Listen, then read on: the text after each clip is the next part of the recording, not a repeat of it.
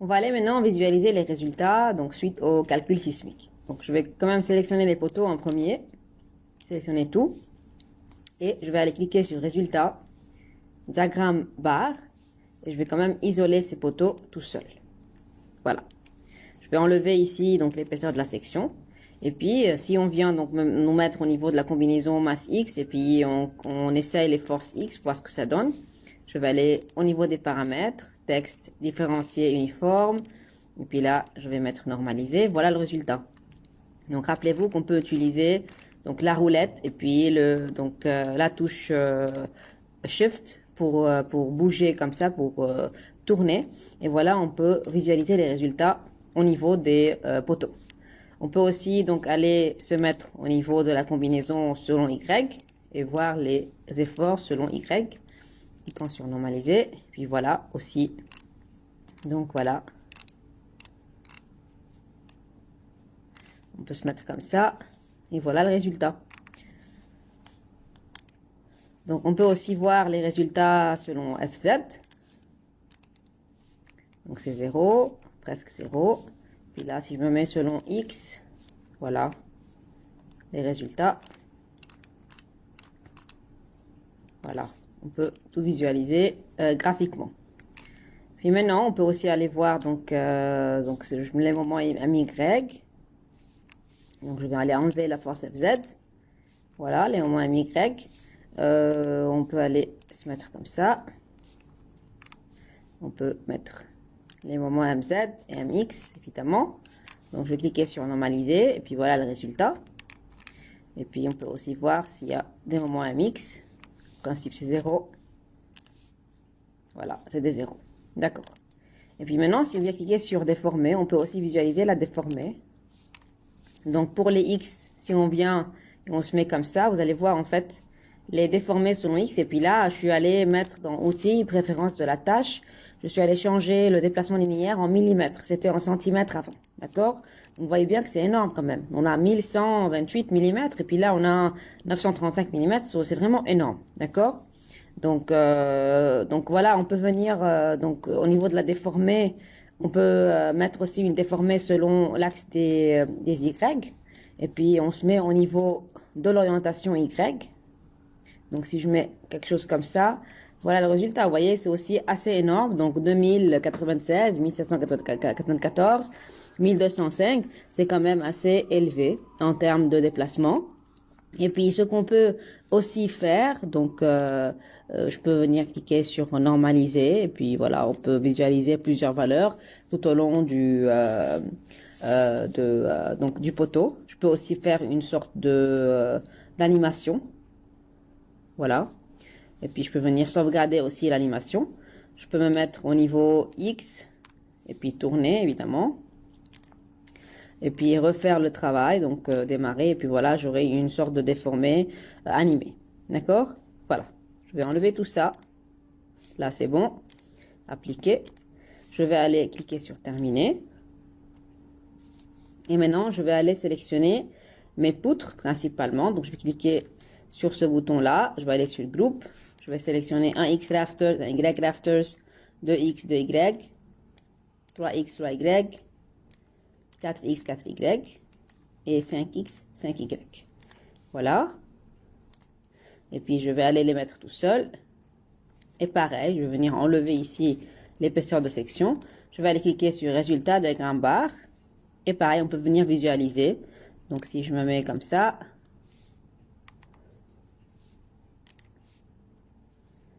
Attends un petit peu. Donc, si on se met comme ça, on peut aller mettre aussi, donc gérer toutes sortes de paramètres, comme d'habitude, ici.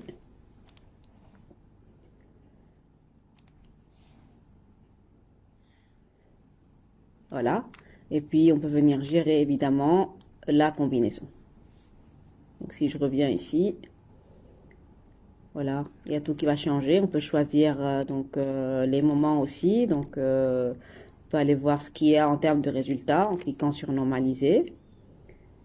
Donc, voilà. Et puis, je peux venir voir aussi les moments MY en changeant aussi les combinaisons. N'oubliez pas qu'on doit changer les combinaisons. Voilà, donc on peut choisir la combinaison selon X. appliquer.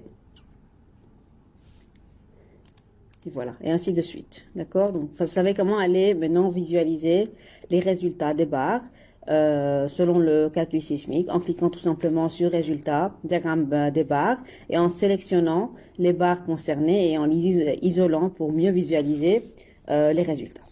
Donc, si maintenant on a envie de visualiser les résultats sur le bâtiment entier, comment on peut faire? On peut aller tout simplement cliquer aussi sur Résultats, diagramme bâtiment. Et là, si on va cliquer sur Effort, je vais mettre au niveau X, je vais cliquer sur FX, description, au niveau des paramètres, je vais mettre tout ça OK, c'est bon, appliquer.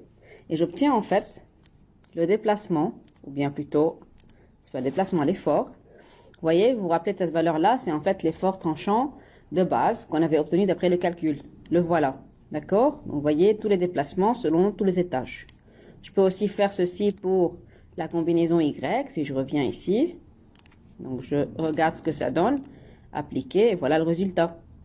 Ok, je peux aller au niveau des formations aussi. Donc déformation, et là je peux venir visualiser la déformation pour cette combinaison-là. Je vois rien ici parce que je suis selon X, mais voilà en fait, si je me mets comme ça, voilà la déformée. Attendez. Voilà la déformée selon, donc pour la direction Y en premier. Et si je me mets selon X, donc je recalcule le tout, et puis je peux venir visualiser aussi ce qui se passe selon X. Voilà en fait le résultat. D'accord? Et puis après, vous avez ici aussi le choix de déplacement moyen des planchers, donc UX, appliqué. Et vous voyez en fait le déplacement, vous voyez, donc c'est assez énorme, ça va pas. UY aussi, je peux aller visualiser le UY. Donc ça c'est 0 pour cette combinaison, ce qui est normal. Je viens et puis voilà le résultat pour UY, c'est aussi énorme, ça va pas. On peut aussi visualiser le déplacement relatif des étages, ça veut dire donc le delta entre chaque étage. Ça veut dire si par exemple, je suis au niveau UX par exemple, je vais mettre ici avec la combinaison X, appliquer. Ça c'est mon UX. Si je viens mettre le DRUX, je vais avoir un 66.6 et puis là un 126.9, un 169.3, un 213.7. En fait, le 66.6, c'est la différence entre le déplacement de l'étage inférieur avec le déplacement de l'étage en question. Ça veut dire, si je viens mettre une calculatrice pour contrôler en fait le résultat, donc si je viens mettre donc 1128,9 moins 1062.3, je vais avoir un 66.6 qui est en fait le résultat qui est là. Et ainsi de suite. Si je viens faire maintenant le 935.4 moins 1062.3, je vais avoir un 126 qui est en fait le résultat qui est là. C'est ça en fait le déplacement relatif des étages, ou bien ce qu'on appelle en anglais le drift, qui est très important. Donc si je viens et je me mets maintenant au niveau de la combinaison Y, je vais avoir pareil les résultats associé pour la direction Y. Et puis après, vous avez ici le choix du DR sur H. Si je clique sur DUY, qui est en fait le DR sur H, je clique sur appliquer. Donc, c'est quoi le DR sur H? Ça veut dire c'est le déplacement, donc le drift, ou bien déplacement relatif, divisé par la hauteur. Donc, si je mets les deux en même temps, donc vous avez ici un 0,03. Donc, si je reprends en fait ma calculatrice et que je viens contrôler cette valeur-là, je vais avoir un, disons, donc DR c'est 97.4 divisé par 4000. Et puis voilà le résultat qui en fait figure, qui est arrondi et qui figure en termes de 0,024. Donc voilà, et ainsi de suite, c'est comme ça qu'on fait ce calcul-là. On peut aussi visualiser le déplacement des étages, appliquer. Voilà le déplacement max des étages, je suis venu mettre les deux en même temps. On peut aussi aller voir le min et le max en même temps. Je peux me mettre au niveau de la direction X. Et puis, je peux venir changer évidemment ici les résultats. Et puis, je clique sur appliquer et je vais avoir aussi le min et le max de chaque étage. Max UX et min UX pour chaque étage. D'accord? Donc, voilà un peu comment on peut donc visualiser les résultats pour le bâtiment entier. Les résultats sismiques pour le bâtiment entier. Donc, on a vu comment on peut faire ça pour les éléments tout seuls. Et maintenant, on a vu comment on peut faire ça pour le bâtiment entier. Donc, voilà. On va voir maintenant comment on peut contrôler que notre déplacement entre étages est conforme aux prescriptions des Eurocodes. Donc, je suis allée mettre donc les paragraphes correspondant en fait aux règles des Eurocodes. Et puis, on vous dit ici que pour les bâtiments ayant des éléments non structuraux composés de matériaux fragiles fixés à la structure, on doit prendre le dr nu qui soit plus petit que ou égal à 0,005 h. Le dr, on nous dit que ce déplacement de calcul entre étages, défini en 4,4,2,2, on verra c'est quoi le 4,4,2,2. Le h, c'est la hauteur entre étages, qui est définie ici. Et puis le nu, c'est le coefficient de réduction pour prendre en compte une plus petite période de retour de l'action sismique associée à l'exigence de limitation des dommages. Et on met en bas, en fait, la valeur de nu à considérer. Pour les catégories d'importance 3 et 4, c'est un 0,4. Et pour les catégories d'importance 1 et 2, c'est un 0,5. Et puis, si vous avez des bâtiments ayant des éléments non structuraux ductiles, alors on prend le dr nu plus petit ou égal à 0,0075 h. Et pour les bâtiments ayant des éléments non structuraux fixés de manière à ne pas interférer avec les déformations de la structure ou n'ayant pas d'éléments non structuraux, alors on prend le dr nu plus petit ou égal à 0,01 h. D'accord? Maintenant, si on regarde un peu le 4,4,2,2 pour voir en fait la définition du dr, on nous dit, voilà en fait c'est ce que je suis allé prendre du 4,4,2,2, on nous dit que le dr, c'est le déplacement relatif de calcul entre étages, pris comme la différence de déplacement latéral moyen entre le haut et le bas du niveau considéré. Comment on le calcule? D'après le 4,3,4. Dans le 4,3,4, je vais le mettre ici, on vous dit que le ds, qui est en fait le dr, on le calcule comme étant égal à qd par de. Le qd, c'est le coefficient de comportement lié au déplacement, supposé égal à q. Et le de, c'est le déplacement du même point du système structural déterminé par une analyse linéaire basée sur le spectre de réponse de calcul, ce qu'on avait sorti d'après le modèle robot. D'accord? Donc, nous, ce qu'on va faire, on va prendre le dr nu, sera égal à quoi? Il sera égal à q par le déplacement, donc je vais mettre u, par mu. Et puis le q, il est égal à 4. Et le nu, je vais le prendre égal à 0,5. Et puis, le U, je vais aller le chercher d'après robot. Donc, si je regarde un peu mon modèle robot, on peut aller visualiser les résultats selon les tableaux. Comme ça, on peut prendre les résultats, copier-coller. Donc, je clique sur résultats. Donc, étage. Et là, vous allez avoir plusieurs onglets. Vous avez le premier onglet, c'est l'étage. Nom de l'étage, liste, couleur, LX, LY. Et puis là, vous avez plusieurs onglets. Vous avez l'onglet étage, vous avez donc le nom de l'étage, la liste, le LX, le LY, EX1, EY1, et puis c'est égal à 1 et 1.5 parce qu'on est en train de prendre le 5% du LX pour le EX1 et le 5% du LY pour le EY1. D'accord? C'était les excentrements accidentels. Ensuite, vous avez les valeurs ici. Donc, ça dépend de la combinaison qu'on choisit. Par exemple, je vais prendre la combinaison 8. On vous donne le nom, la masse, donc le centre de gravité, la rigidité, le X, Y, les inerties, IZ, et puis les excentricités qui sont nulles ici parce qu'on a un bâtiment qui est symétrique. Ensuite, dans les déplacements, qu'on a vu déjà, visualisé sous forme de diagramme, on a le UX, UY, DRUX, DRUY, c'est le drift, ou un déplacement entre étages. DUX, DUY, c'est en fait donc un rapport qu'on avait vu. Et puis vous avez le max UX, max UY, min UX et min UY. Et puis après, on a les efforts réduits. Donc FX, FY, si je change ici de combinaison, vous allez voir les résultats pour FY seulement. D'accord? Et ainsi de suite. Et puis le total. Je suis allée faire une feuille Excel, ici. Je vais aller enlever en fait ces valeurs-là. Et ces valeurs-là aussi. Donc ce tableau, je vais le consacrer pour tout ce qui est déplacement selon X. Et puis celui-là pour le déplacement selon Y. Je vais aller me mettre dans robot.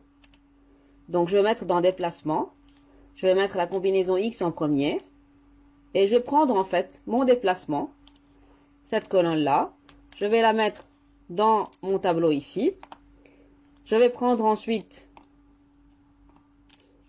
cette colonne-là qui est le DRUX. Je vais le mettre ici. Et puis les H, on sait que le premier étage c'est un 4000, 3000, 3000, 3000 et 3000. Et puis là, le DRV, comment je l'ai fait? Comme déjà convenu, c'est en fait égal à E6, c'est le delta, c'est le déplacement qu'on avait vu en fait ici. Ensuite, fois le Q qui est égal à 4 et fois le 0,5, c'est le nu. Et je clique sur Enter. Et pour la limite, si je regarde un peu l'équation des eurocodes, on va prendre nous celle-là. Et on vous dit que c'est un 0,005H. Donc si je fais le calcul dans ma feuille Excel, donc 0,005H, F6 c'est le H. Et on trouve évidemment que c'est vraiment très très loin. Donc rappelez-vous qu'on n'a pas un contournement dans notre structure, ce qui est normal. Et donc on a dépassé la limite, et là la vérification, c'est pas OK. Si je fais ça maintenant pour l'autre direction, donc je vais aller me mettre au niveau de la combinaison Y. Si vous choisissez une des combinaisons ici pour Y, c'est la même chose parce qu'on n'a pas d'excentricité, d'accord? C'est un bâtiment qui est symétrique. Donc c'est la même chose. Je vais prendre le UY ici. Je vais le mettre ici. Je vais revenir. Je vais prendre le DRUY. Je vais le mettre ici. Et puis là, je vais prendre les mêmes valeurs. CTRL C, bouton droit, valeur. Puis là aussi, vous voyez bien que ça va pas du tout. Je suis vraiment très très loin de la limite. Et puis voilà, on va devoir rectifier notre structure de sorte à limiter ce déplacement entre étages qui dépasse la valeur requise selon les eurocodes. Donc voilà un peu pour cette leçon. On est allé voir en résumé qu'est-ce qui est recommandé par l'eurocode, comment on doit vérifier les limitations de déplacement entre étages, qui est en fait le drift en anglais. On est allé voir sur Robot que voilà, on peut visualiser les résultats sur tableau. Comme ça, on peut prendre les résultats et les mettre au niveau de notre tableau Excel et vérifier que voilà, le DRNU, il dépasse les limites recommandées d'après les eurocodes. Et donc, on va devoir à tout prix, évidemment, mettre un contre-ventement, un système de contre-ventement pour reprendre ces efforts horizontaux qui sont responsables d'un drift ou d'un déplacement qui dépasse les limites recommandées selon les eurocodes. Donc, voilà pour cette leçon. On a vu dans les leçons précédentes que le déplacement entre étages est très très grand et dépasse les limites recommandées par les eurocodes. Donc ce qu'on va faire maintenant, c'est ajouter un contreventement. Et je vais ajouter un contreventement sous forme d'entre-trois en B. Donc si je regarde un peu, vous avez ici les entre-trois en V qui sont indiqués ici. Et on vous dit que voilà, pour ce genre de contreventement, il faut prendre un Q qui est égal à 2. Donc, ce que je vais faire, je vais commencer par ajouter en premier le contreventement, définir la section. Donc, je vais venir me mettre ici, cliquer sur Nouveau. Je vais choisir en premier un HEB 140, donc S355. Je vais cliquer sur Ajouter. Donc, oui, c'est pas grave. Fermer. Donc, il est là le HEB 140. Et puis après, je vais venir me mettre au niveau, par exemple, arrière. Et je vais me mettre au niveau poutre. Je vais enlever l'option de poutre horizontale. Donc, poutre acier, HEB 140. Donc, l'origine commence par là, jusque là. Donc, oui, évidemment. Et ensuite, je continue jusque là. Après, je vais sélectionner, en fait, ces deux barres. Je vais aller au niveau de l'étage 1, étage, copier le contenu de l'étage, et 4 fois, parce que on a ici donc 4 étages en plus. Exécuter l'opération pour les éléments objets sélectionnés seulement. Voilà. On obtient en fait le résultat sur les autres étages. Après, je vais prendre tous ces HEB et puis je vais les copier de ce côté-là aussi. Donc, je vais venir ici. Je vais sélectionner le HEB 140. Je vais le sélectionner tout seul. Fermer. Je vais aller cliquer sur donc copier ou donc appliquer une translation. Copier, nombre de répétitions une fois. Et puis mon vecteur, il va s'étendre de là jusqu'au là. Et voilà le résultat. Ensuite, ce que je vais faire, je vais resélectionner tous les HEB. Et je vais maintenant les copier de l'autre côté. Voilà, je vais mettre ici, comme ça en 3D. Donc, je vais tourner quand même. Comme ça. Je vais cliquer sur le bouton qui est là. Et puis, je vais les copier de là jusque là. attendez, vous voyez que là, je me suis trompée. Le début était faux. Donc, je vais cliquer sur CTRL Z. Voilà. Là, il n'y a plus de barre de ce côté-là. OK. Je vais revenir ici et sélectionner mes barres HEB 140. Fermer. Et je vais venir ici, me mettre donc de là jusque... Attendez, je vais juste m'assurer d'une chose. Est-ce qu'il y a un bord qui a été sélectionné? Attendez. Voilà, OK. Je vais recliquer ici. Et puis, je vais me mettre ici une seule fois. Et je vais cliquer de là. Et voilà. Et on s'assure maintenant que tout va bien. Oui, voilà, les barres sont là. D'accord? Maintenant, je vais mettre au niveau de la vue, donc sur le long pan, si vous voulez. D'accord? Je vais mettre un contentement ici, sur cette file-là, sur cette file-là et sur cette file-là. Donc, je vais revenir sur poutre. Donc, HEB 140, OK. Je vais me remettre ici. Alors, attendez, là, j'ai oublié d'enlever l'option des poutres horizontales. Je me remets ici. Voilà. Jusque là. Et ensuite, de là jusque là. OK. Et puis, je vais m'assurer que tout va bien. Je vais tourner comme ça et venir voir. Vous voyez ici. Donc, ça va très bien. Voilà. Je me remets ici. Je vais sélectionner les deux barres. Aller au niveau de l'étage 1, étage, copier le contenu de l'étage 4 fois. Voilà.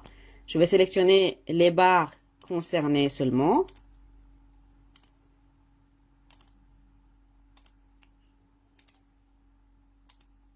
Et puis après, je vais cliquer sur translation. Donc, je vais appliquer un vecteur de là jusque là. Et puis après, encore une fois, de là jusque là. OK. Et maintenant, je vais resélectionner. Donc, je m'assure que tout va bien jusqu'à présent. OK, très bien. Je vais resélectionner tous mes HEB 140. Je vais les isoler. Voilà, ils sont là. Et puis après, moi, je suis intéressée à donc sélectionner ceux-là et leur affecter une translation, une copie si vous voulez, avec un vecteur de translation qui s'étend de là jusque là.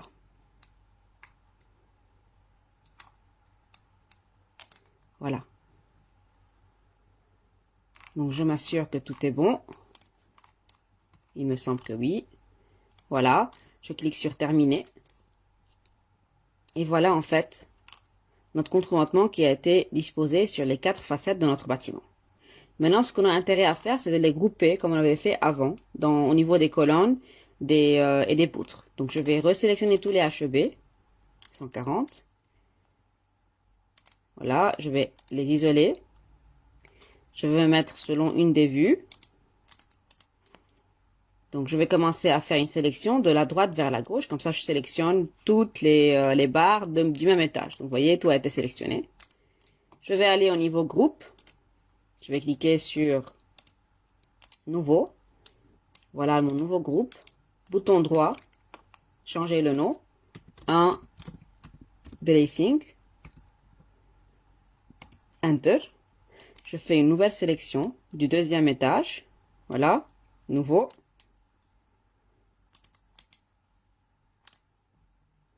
Deux bracings. Enter. Je fais une troisième sélection du troisième étage. Nouveau. Changer le nom. 3 bracings. Voilà. Et ensuite, quatrième étage. Nouveau. changer le nom, 4 bracings. Et finalement, le dernier étage, nouveau 5 bracings. Voilà. OK. Donc, je peux revenir sur la vue principale en cliquant sur terminer. Et puis ici, je viens et puis je fais une sélection juste pour régénérer la sélection, m'assurer que tout va bien. 1, 2, 3, 4 et 5. Maintenant, ce qu'on doit changer encore, c'est les paramètres de l'analyse sismique. Donc, je vais aller cliquer sur analyse, type d'analyse. Je vais me mettre au niveau de l'analyse sismique ici, paramètres. Et là, on va devoir changer le CT. Si je reviens ici, donc le CT, si on l'avait vu, c'était au début du cours. Donc le CT qui est là, normalement, on doit considérer un 0,075 dans le cas des portiques spatiaux en béton ou pour les triangulations excentrées en acier. Donc c'est notre cas en fait. Si je viens ici et je clique sur la flèche qui est là, c'est le dernier cas. Donc c'est portique assez contreventé, c'est un 0,075, ça paraît pas ici, c'est pas grave. Je vais sélectionner et le Q, on avait dit que c'était un 2. Donc si je reviens ici pour vous montrer rapidement, à la fin, voilà notre 2, c'est pour les entretoises en V. OK. Donc 2, je vais cliquer sur OK et ainsi de suite. Je dois changer ça pour les autres aussi, combinaisons très rapidement. 2, OK. Et puis là, paramètres 2, OK. Et puis là aussi, paramètres 2, OK. Et là,